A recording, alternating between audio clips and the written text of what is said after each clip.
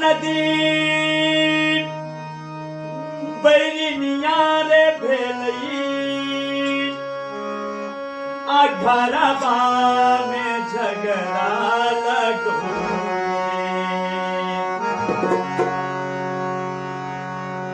ई कबीर साहब के वाणी छिए और बहुत ही सुंदर निर्गुण है। केना केना छै अपने सबके बीच नाल पर संग दे रहलखिन हन हमर प्रिय मित्र सुदामा जी और झायल पर संग दे रहलखिन हन पाठक भैया जी। सुदामा जी केहन बजबै छथिन नाल से अपने सब कमेंट कह के जरूर बतेबे और नीक लागते तो एकटा लाइक दे के और उमंग जरूर बढ़ेबे। अब साहेब के वाणी छिए नदी बैरिनिया रे भेलई आ घरबा में झगड़ा लगो। नदी बैरिनिया भेलई आ घरबा में झगड़ा लगो। आरे सजनी रे आरे सजनी आरे सजनी रे आरे सजनी रे ताही रे वियोग से हम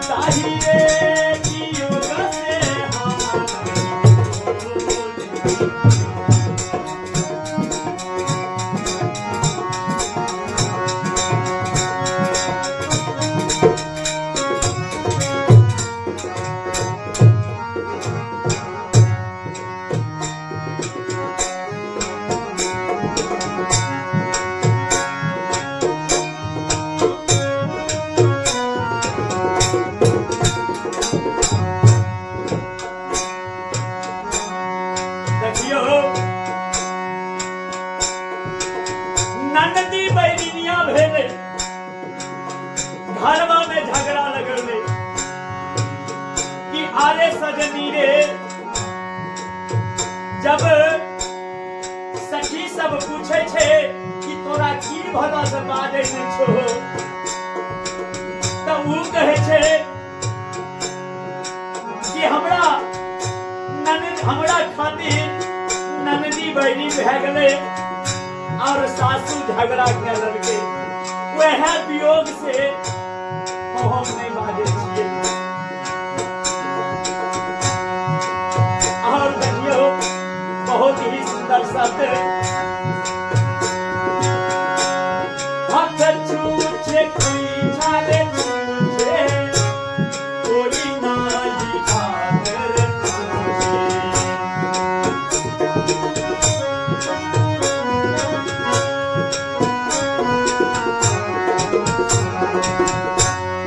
जब रोसनाहर कोई भागे छे ने त छुच्छे छुच्छे भागे छे वो कहे छे हाथ छुच्छे कोई चाहो छुच्छे कोई नहीं भागे छुच्छे